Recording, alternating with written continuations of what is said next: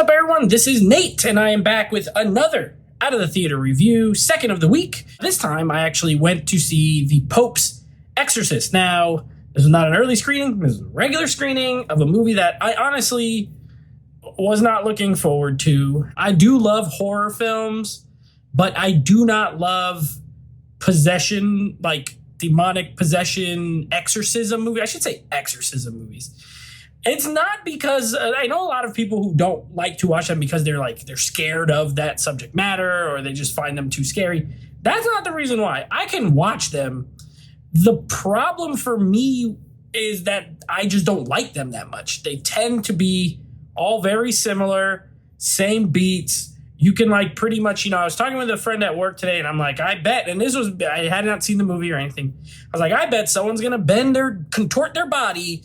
They're definitely going to have a weird voice. And then my friend was like, they're going to speak in Latin. I'm like, yeah, they're probably going to speak in Latin. It's the same stuff. So I was not really looking forward to it that much going in. So I went to go see it. Now, let me start with the positives. Russell Crowe is really good in this movie. I honestly believe he is really good. He's a good actor. I still enjoy watching him for the most part. He gets to do an Italian accent. He speaks some Italian in the movie, which was cool.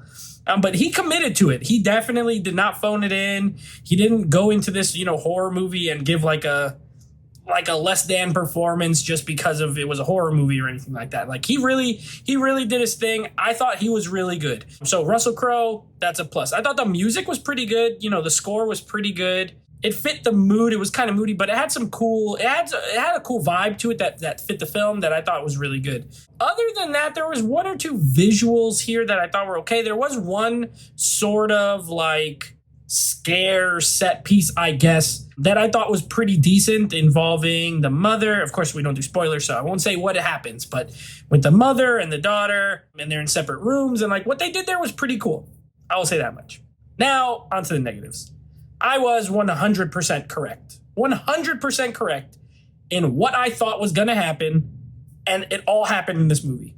And this is my issue with these movies. If you have seen at least 3 exorcism movies, you will know exactly what's going to happen. It's not scary. I just did not find this film scary at all. There's no jump scares, which is good. There was one where they tried one, but it wasn't that scary. But I don't like jump scares too much, so they avoided that trope of just trying to do jump scares throughout. But there's no suspense here.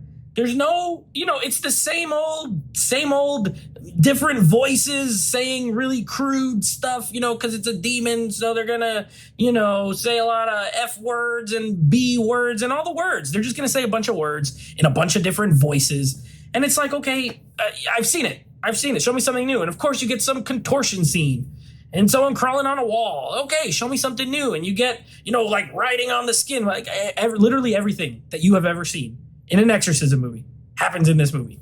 So there's no scares. That's problem number 1. Number 2, the story, it's generic to a point. So there is one part in the middle of the movie, I would say about 45 minutes in, where they try to make it this, not an adventure film, but almost like a Indiana Jones or something like that. Literally they're going and they're talking about the Spanish Inquisition and the Catholic Church's role in it and how it ties to this demon that's possessing the kid. And that part was kind of interesting, I guess. Obviously it's not it's not historically accurate, but they use a real historic event to tell their story. I didn't mind that. But the 45 minutes before that, super basic. Everything after that, it's that overblown, CGI filled, loud noises, people floating. I'm not into these kind of movies. I like to give horror a shot at the theater. I always try to go see them. But at the end of the day, the horror films I like, they either have to be scary, or what I think is, scary to me, or they have to have a really high entertainment, really gory, or could have humor or something. This had a couple of jokes here and there. They were okay. There was one really good kill in this, really good. I was that was awesome. But it happens all the way at the end when I had already seen all I needed to see. So with that being said, I feel I've been seeing a lot of really good movies lately, and this was not really good. I think it was okay. I do think some people will enjoy this movie. Don't get me wrong. I'm not saying it's like terrible. It's not the worst, but it's generic. If you love exorcism movies and possession movies, if you love the genre, you might like it more than I did. But seeing as how I just could predict everything too easily. And I just kind of sat there in my chair the whole time watching it, never scared, never worried, never that intrigued with the story except for about 10 minutes.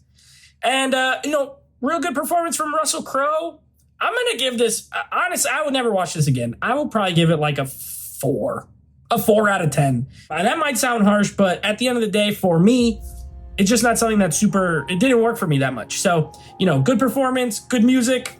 That's about it. I would never watch this again. So if you saw this movie and you enjoyed it, tell me in the comments if you enjoyed it. Let me know your thoughts on the Pope's Exorcist. Of course, please subscribe to the channel if you don't already. We do Out of the Theater reviews every week. I'll be doing another one next week for Evil Dead Rise, so make sure you catch that. And I'll be bringing back Nate's Boutique next week as well, so make sure you're subscribed to the channel. That way you get all these videos. Turn on that bell notification icon so that you get them right when they come out. Until next time, take it easy.